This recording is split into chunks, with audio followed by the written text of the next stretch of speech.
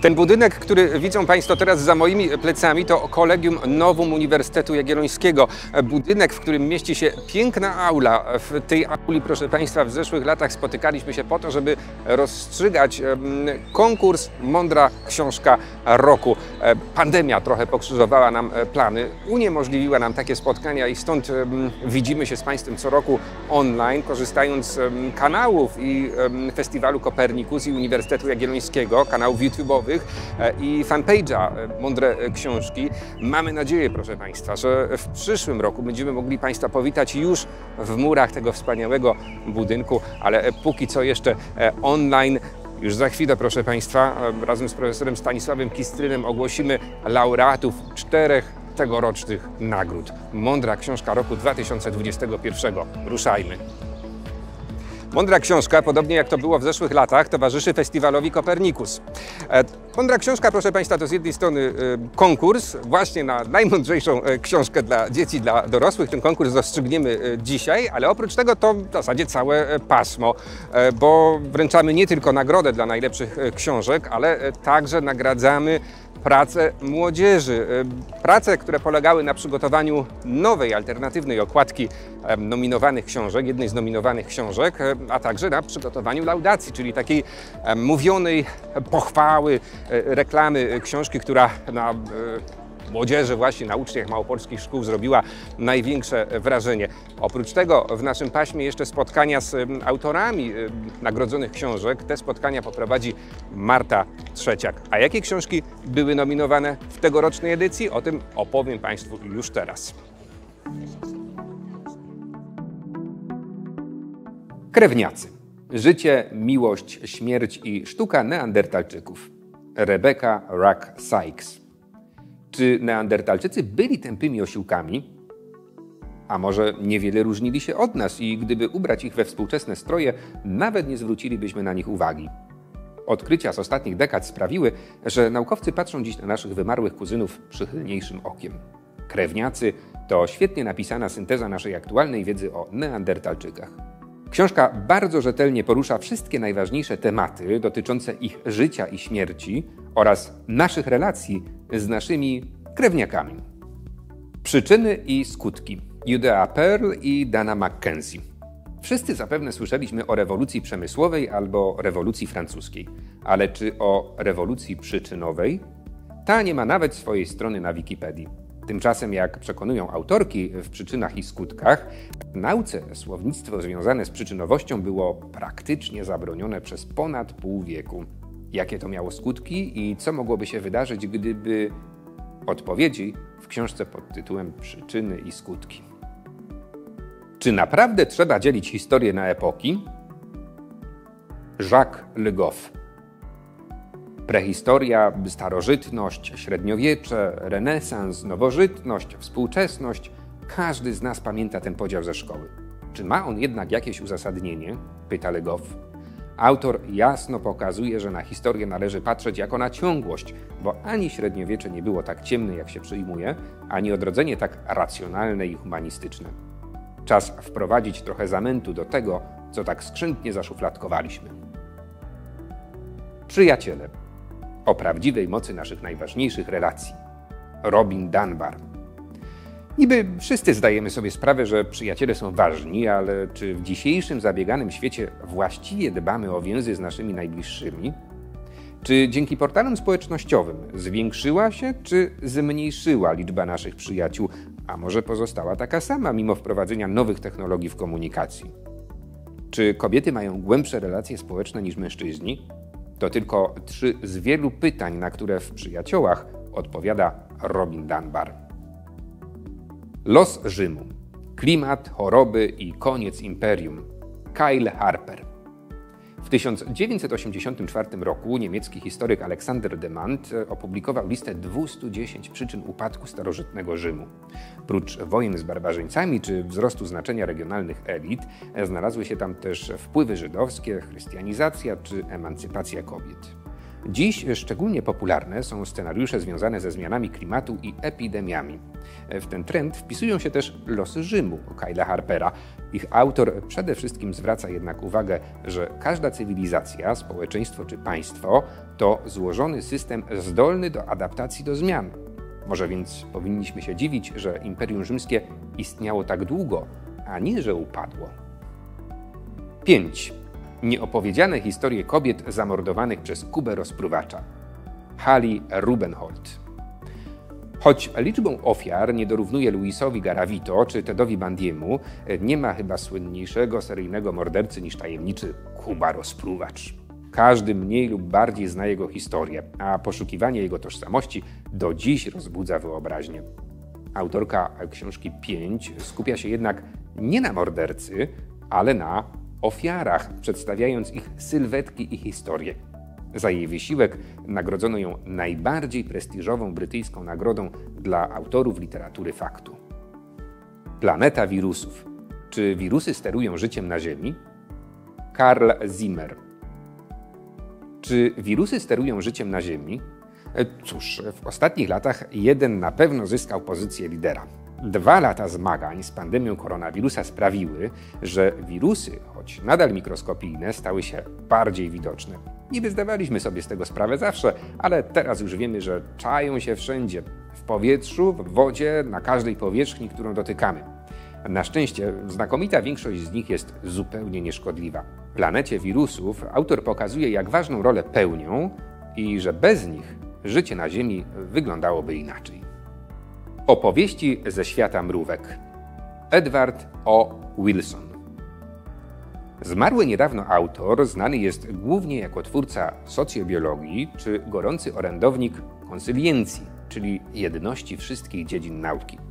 Mało kto jednak wie, że był on przede wszystkim myrmekologiem, czyli znawcą i badaczem mrówek.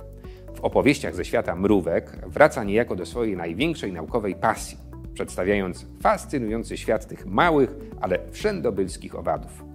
W książce znajdziemy m.in. informacje o mrówkach, które uprawiają grzyby lub trzymają niewolników.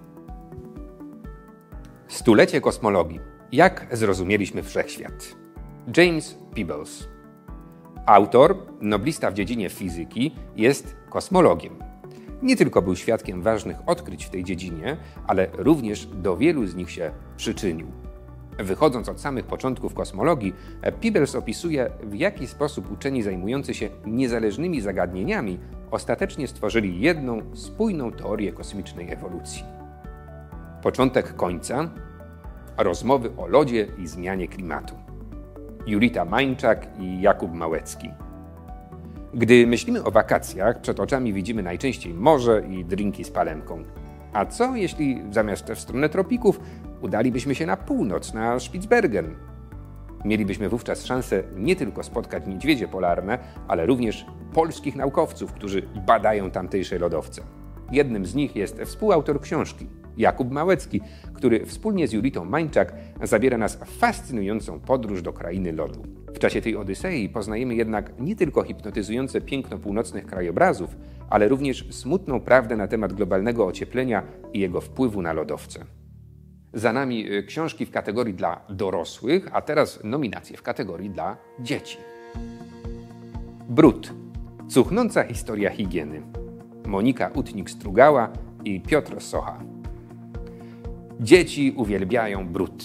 Wszak kotlety z błota, babki z piasku i dzielenie kanapki z całym podwórkiem to smak i uroki dzieciństwa. O ile nieco niedomyta buzia nikomu nie wyrządzi krzywdy, o tyle brak odpowiedniej higieny w toalecie może być już groźny dla zdrowia. Całe szczęście żyjemy obecnie w czasach, w których bieżąca woda, spłukiwana toaleta czy mydło są powszechnie dostępne. A jak było kiedyś? Czy nasi przodkowie byli równie czyści jak my? Jak rozwiązywali problemy brudu i higieny, gdy nie było kanalizacji? Zajrzyjcie do książki. Poradnik młodych ratowników Ziemi. Tomasz Samojlik. Globalne ocieplenie, zanieczyszczenie środowiska czy wymieranie gatunków to nie są zmiany, jakie dopiero nadejdą. To procesy, które już trwają, a dzieci są jednymi z najważniejszych świadków tych zdarzeń. Zamiast więc z góry zakładać, że wymienione tematy będą dla młodego czytelnika zbyt poważne lub przytłaczające, lepiej sięgnąć po najważniejszy oręż w walce z destabilizacją – po wiedzę. Poradnik młodych ratowników Ziemi przekazuje ją w sposób merytoryczny, a zarazem bardzo strawny. Róża, a co chcesz wiedzieć? Artur Kurasiński i Tomasz Minkiewicz. Zdarza się, że dorastający ludzie zaczynają utożsamiać naukę z czymś trudnym, nieprzyjemnym i skomplikowanym. Lekarstwem na ten stan rzeczy, a zarazem świetną profilaktyką jest Róża, a co chcesz wiedzieć? To komiks, który przybliża tematykę biotechnologii, kosmosu, matematyki czy statystyki. Dodaje skrzydeł i śmiałości tym młodym czytelnikom, którym wydaje się, że tematy naukowe i technologiczne są dla nich za trudne. Lektura roztacza też nad dzieckiem ochronny parasol. Objaśnia, jak odnaleźć się w rzeczywistości VR, jak obronić się przed cyberprzemocą, czy jak rozpoznać fake newsy. Ratujmy naszą planetę. Lasy. Jess French i Aleksander Mostow. Lasy to jedne z najbardziej złożonych i najważniejszych kompleksów roślinności na świecie. Wiele z nich pełni zarówno funkcję typowo przyrodniczą, jak i użytkową. Często nie zdajemy sobie sprawy, że nasze najprostsze codzienne działania mogą lasom bardzo zaszkodzić lub przeciwnie, pomagać się im rozwijać. Książka Lasy przybliża młodym czytelnikom zarówno procesy, które decydują o niezwykłej roli lasów na Ziemi, jak i czynności, jakie każdy z nas może podjąć, by chronić te niezwykłe miejsca. Ja i moje mikroby. Philip Bunting. Rozsądny kilkulatek popukałby się w głowę, gdyby powiedzieć mu, że w jego ciele żyją tysiące maleńkich krasnoludków. Jedne z nich próbują żyć naszym kosztem, inne działają na naszą korzyść, bo jedne powinniśmy bardzo dbać i czule je żywić, a inne usuwać z powierzchni ciała. Ale gdyby zmienić nieco terminologię i opowiedzieć dziecku o mikrobach, które zasiedlają jego ciało, to okaże się, że bajda przekształci się w bardzo realistyczną, popularno-naukową opowieść, która nie straci ani trochę na atrakcyjności. Taką właśnie pozycją jest książka pod tytułem Ja i moje mikroby. Za nami wszystkie nominowane książki, spośród których te nagrodzone wybrało jury w składzie profesor Stanisław Kistryn, dr Monika A. Koperska, dr Kamil Kopij, Michał Olszewski, Marta Seweryn, Aleksandra Stanisławska, Leszek Szumlas i Marta Trzeciak.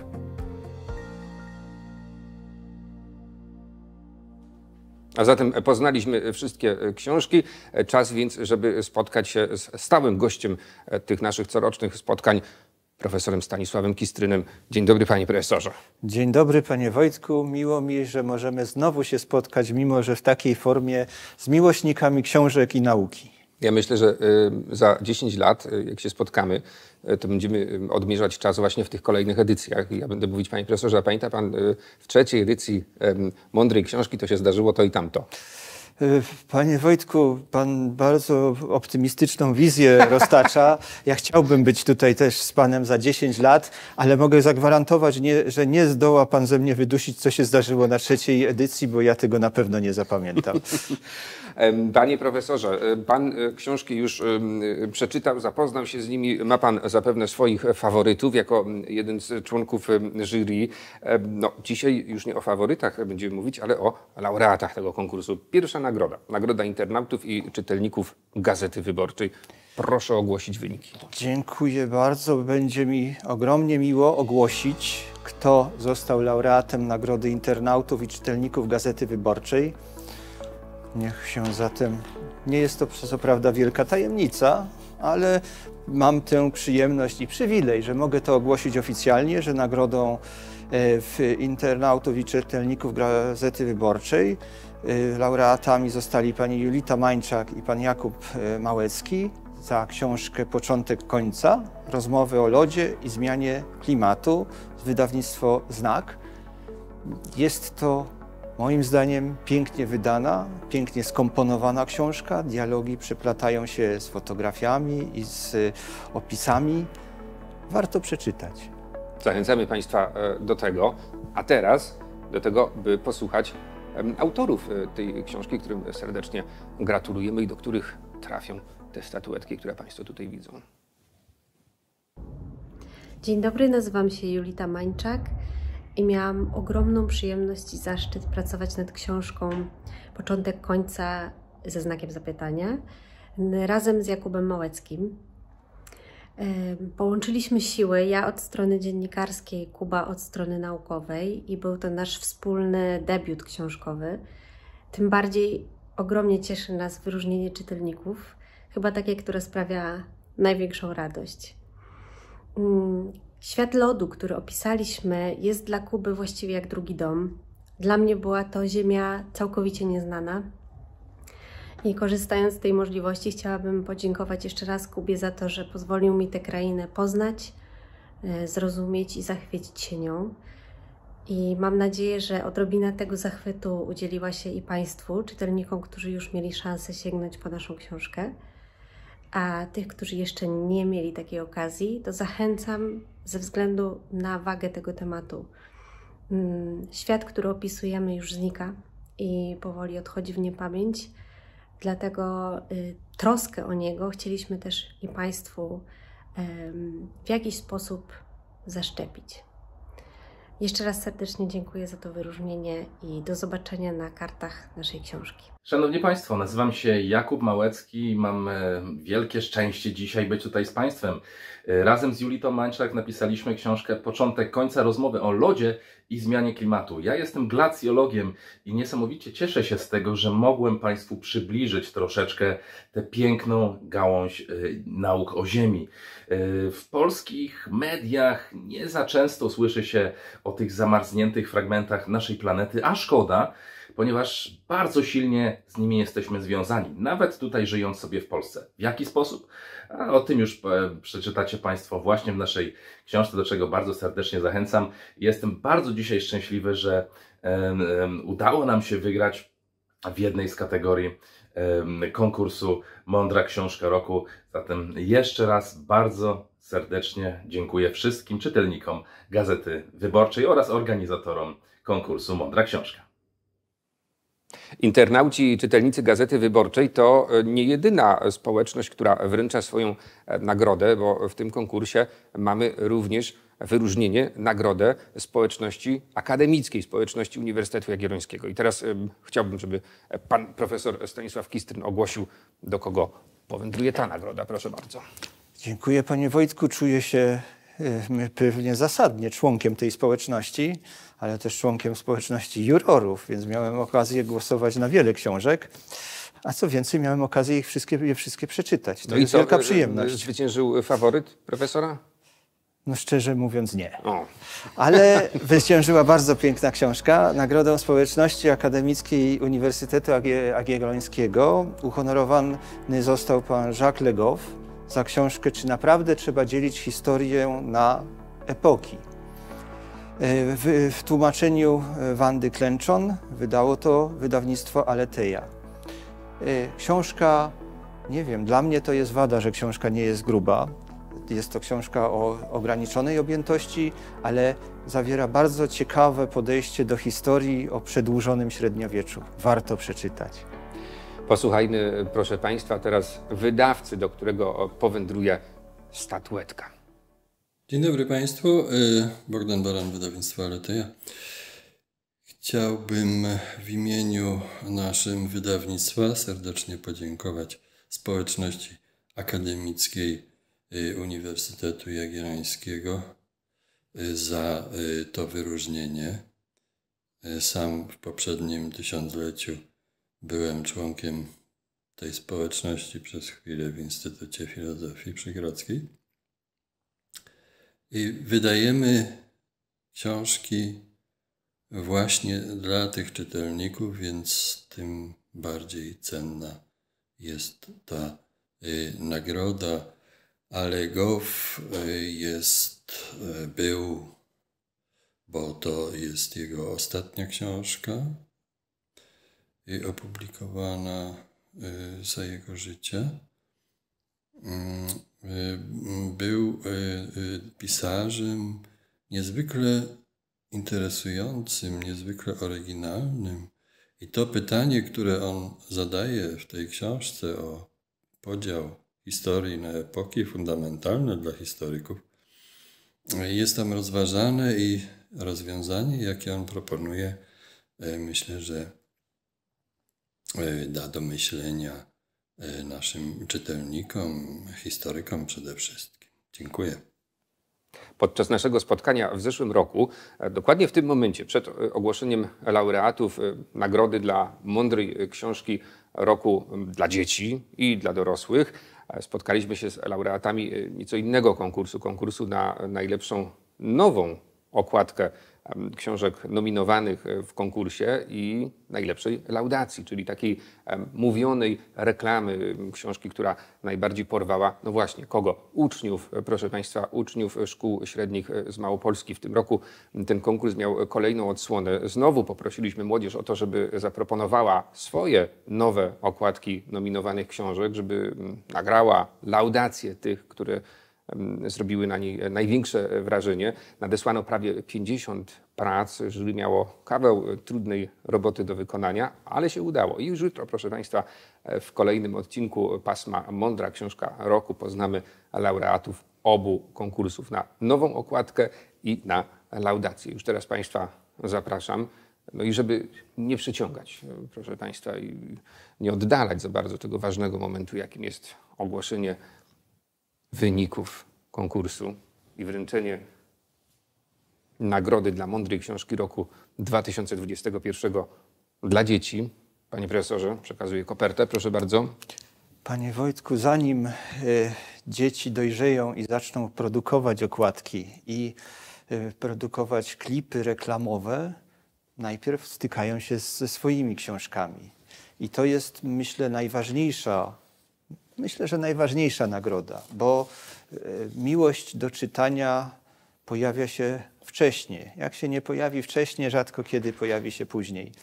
Proszę Państwa, mam olbrzymią przyjemność ogłosić, że mądrą książką roku 2021 dla dzieci została książka Brud, cuchnąca historia higieny. Brzmi tak sobie, ale jest niezwykle ciekawa. Napisali ją Państwo Monika Litnik-Strugała i zilustrował Piotr Socha. Wydało wydawnictwo Dwie Siostry i jak piszą w słowie wstępnym, w rodzaju motta, możemy sobie wyobrazić nasze życie bez wielu królów, prezydentów, premierów, władców. Może nawet dla mnie trudno, bez paru naukowców, bez odkrywców, ale trudno wyobrazić sobie współczesne życie bez bieżącej wody i bez podstawowego obecnie udogodnienia cywilizacyjnego, z którego codziennie korzystamy, może nawet kilkukrotnie. O tym wszystkim traktuje ta książka, bardzo dobrze pokazująca, co jest w życiu człowieka ważne i jak to się przez wieki kształtuje.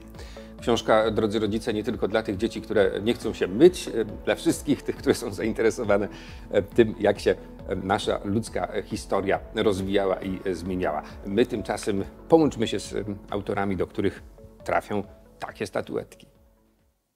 Urodziłem się 55 lat temu i pierwsze lata życia spędziłem w wiejskim domu mojej babci, w którym nie było bieżącej wody. Gdy moja mama chciała mnie wykąpać, musiała nabrać wody ze studni, narąbać drewna, przynieść wiadro węgla, rozpalić w piecu i już po 40 minutach miała garnek gorącej wody. Dzisiaj ciepła i zimna woda w kranie, łazienka i toaleta w mieszkaniu to europejski standard. Dla naszych przodków toaletą był las, a kąpali się w rzekach i w jeziorach, o ile w ogóle się myli. Na świecie prawie 1/3 ludzi załatwia swoje potrzeby fizjologiczne pod gołym niebem. Siedząc na sedesie, rzadko myślimy o toalecie spłukiwanej wodą jako o epokowym wynalazku równie doniosłym jak elektryczność czy komputery. Książka opowiada o tym, jak radzili sobie z higieną ludzie żyjący w różnych rejonach świata w różnych epokach. Mówi o rzeczach śmiesznych, szokujących i bardzo poważnych. Bardzo dziękujemy jurorom konkursu Mądra Książka Roku za nagrodzenie naszej książki, nad którą pracowaliśmy 2,5 roku. Ta nagroda to dla nas ogromne wyróżnienie, zwłaszcza że nominowane były do niej wspaniałe książki. Dziękuję również wydawnictwu Dwie Siostry. Ta nagroda jest również dla Was. Jest mi niezmiernie miło za wyróżnienie, które razem z Piotrem Sochą otrzymaliśmy za książkę Pod tytułem Brud w konkursie Mądra Książka roku 2021. Chciałabym, żeby zdobyła ona serca najmłodszych czytelników, ale również ich rodziców, bo uczy, że nie zawsze oczywista dla nas rzecz, jaką jest higiena, była wiadomą w minionych stuleciach.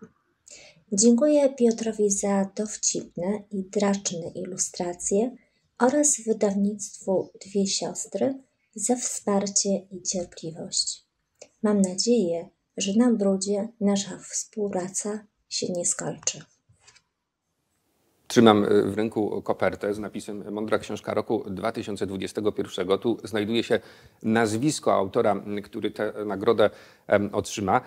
Nie zajrzałem tam, więc nie wiem, kto to jest. Profesor Kistryn za chwilę ogłosi jego nazwisko, a ja tymczasem chciałbym Państwu powiedzieć, że w najbliższych dniach w ramach pasma Mądra Książka roku, które odbywa się w ramach większego wydarzenia Copernicus Festival, będziemy spotykać się z autorami wyróżnionych książek i słuchać tego, co mają nam do powiedzenia. Te rozmowy będzie prowadzić Marta Trzeciak, a ja tymczasem, proszę Państwa, ciekawy, co znajduje się w środku. Panie profesorze, oddaję w Pana ręce kopertę. Wojtku. Dziękuję bardzo. Także jestem bardzo ciekawy, co zwyciężyło. Kto zwyciężył? Nie co. No cóż, zajrzyjmy.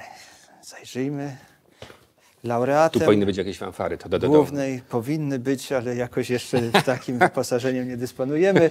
Nagrodą główną, jeszcze ciągle główną, mądrą książką roku 2021 została Planeta Wirusów. Czy wirusy sterują życiem na Ziemi?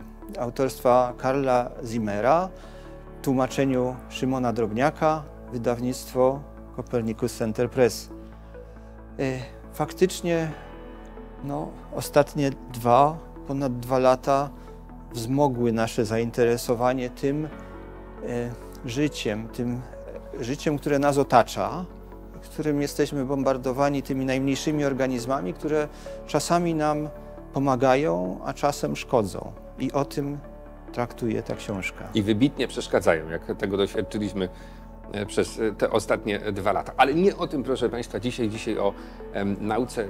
I już teraz połączmy się z autorem książki, która zdobyła tytuł Mądrej Książki roku 2021. Hello, I'm Carl Zimmer, the author of A Planet of Viruses, and I'm deeply grateful to win the main prize for the Smart Book of the Year. I'd like to thank the judges for selecting A Planet of Viruses for this honor, and to Jagiellonian University for organizing the competition. Having my book translated into Polish last year brought me great pleasure. If there's one thing that we've learned during the pandemic, it's that viruses do not respect national borders. And the trouble that viruses cause in one part of the world can soon be our own trouble in a matter of weeks or days. So we're all in this together. It is unfortunate that the pandemic prevents me from celebrating all the winners of this year's Smart Book Awards in Krakow, the city from which my great-great-grandparents emigrated to the United States 160 years ago. I hope the world will vanquish the threat of COVID soon, after which I look forward to joining you all in the city of my ancestors. Narobiliśmy się, proszę Państwa, z profesorem Kistrynem, więc czas najwyższy na kawę. Przyszliśmy do księgarni i kawiarni De Revolutionibus, czyli partnera naszego wydarzenia. Zapraszamy Państwa tutaj, sam środek, samo serce Krakowa, ulica Bracka, początek albo koniec Brackiej, zależy jak patrzeć, z której strony się idzie. No i jak, panie profesorze, wrażenia z tegorocznej edycji? Faworyci wygrali, przegrali? Wiemy już, że jeden faworyt na pewno odpadł. Tak jest, jeden odpadł. Ja tak już po godzinach podzielę się z panem, a także przy okazji z państwem taką prywatną opinią.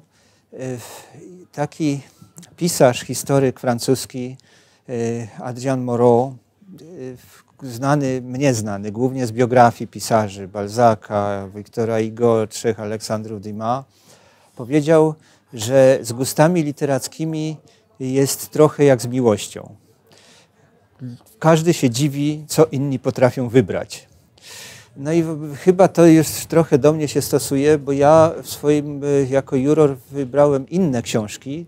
Co prawda moim pierwszym wyborem był także książka pochodząca z Copernicus Center Press, ale była to książka Przyjaciele.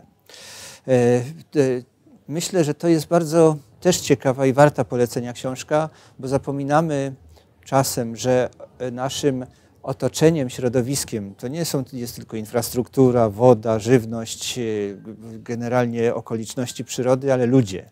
Żyjemy z ludźmi i ludzi potrzebujemy. I tam to jest bardzo pięknie opisane. No i nie mogę też nie wymienić drugiej takiej grubej księgi, grube stulecie kosmologii Philipa Jamesa Peablesa, laureata Nagrody Nobla, opisująca, podsumowująca naszą obecną wiedzę o wszechświecie. Jak ktoś faktycznie czytuje takie książki, to myślę, że to jest też bardzo piękne. Ale tak jak mówiłem, wszystkie 10 książek dla dorosłych i chyba wszystkie 5 książek dla dzieci, których trochę gorzej mogę oceniać, bo jestem jeszcze dalej od tego poziomu, to są jak co roku. Są wszystkie warte przeczytania, a czytanie książek to sama przyjemność. Moje zdziwienie powoduje coś innego, muszę Państwu powiedzieć. Zawsze co roku, jak patrzę na całą listę lektur, to próbuję znaleźć pewną prawidłowość. Nie wiem, czy gdzieś tam moja wyobraźnia nie wybiega za daleko, nie galopuje, ale trochę mnie przeraża to, co widać. No bo Brud, cuchnąca historia higieny, poradnik młodych ratowników Ziemi, trzeba Ziemię ratować, planeta wirusów i to najlepsze, początek końca, rozmowy o lodzie i zmianie klimatu. Można się przerazić chyba, jak się na te książki popatrzy. No gdzie tu o pięknie, o tym, jak na świecie jest fajnie. Wszyscy jakoś jesteśmy przez tych autorów wstrząsani teraz. Ludzie, opamiętajcie się, ratujcie. No nie tylko. Myślę, że właśnie te książki pokazują złożoność świata. Świat jest skomplikowany, nie ma co ukrywać, ale jest piękny. Ale są oprócz tych 4 książek, które Pan wybrał, Panie Wojtku, jest właśnie jeszcze tych kilka, o których ja też wspominałem. Są takie, które mówią o ludziach, są takie, które mówią o wszechświecie. Jest taka książka też laureata Nagrody Turinga, Perla, o przyczynowości, o modelach matematycznych przyczynowości. W końcu też historię ofiar, czy też niektórych niedoszłych ofiar Kuby Rozpruwacza. Pokazują te książki, jak wiele aspektów jest w świecie. Nie ma się czego bać. Przeżyjemy. I pokazują chyba to, że myślenie jest szalenie przyjemną rozrywką, bo tak jak Legow pisze, prawda, czy porządkować historię. My się najpierw w liceum, w szkole średniej uczymy, że tak, wszystko do szufladek pozamykać, a potem nam to tacy naukowcy, tacy pisarze jak Legow wszystko wywracają do góry nogami i mówią nie, pozastanawiajmy się jeszcze trochę, pomyślmy. Wie pan, Einstein mówił, jak powiedział, gdzie notuje, gdzie ma te zeszyty, gdzie notuje te wspaniałe myśli, mówił, myśl jest rzeczą rzadką. Więc oczywiście myślenie to jest piękna rozrywka, a logiczne myślenie to ma przyszłość, wbrew temu, co możemy obserwować. I myślę, że te książki, ale właśnie zaczynając od tych, co pokazywaliśmy, tych dla dzieci, pokazują, że trzeba jednak zapamiętywać, a przynajmniej zapoznawać się z pewnymi faktami, żeby potem można myśleć logicznie i wyciągać wnioski, tak jak kolejni autorzy, coraz bardziej doświadczeni, do laureatów tych największych nagród. Myślę, że jestem optymistą. Jak mówią, niepoinformowany pesymista, ale jestem optymistą w tym względzie, że jednak to myślenie ma przyszłość i te wszystkie zagrożenia, o których Pan mówił, to myślenie i ci ludzie, co myślą, pozwolą nam zwalczyć i że my przeżyjemy i następne pokolenia przeżyją i Ziemia przetrwa i że za 150 lat będą wspominać, jak to mądra książka się zaczynała i może nas wymienią. Proszę Państwa, zostawiamy Państwu zatem długą listę książek, które na pewno dadzą Państwu do myślenia. Zadanie domowe na wakacje, a może na cały kolejny, następny rok, aż do przyszłej edycji, na którą już teraz Państwa zapraszamy. Organizatorem tego wydarzenia jest Uniwersytet Jagielloński, patronem medialnym Gazeta Wyborcza, partnerami Księgarnia De Revolutionibus i portal popularyzujący naukę, portal, który należy do Uniwersytetu Jagiellońskiego, Cafe Nauka. Zapraszamy, wszystkiego dobrego i do zobaczenia.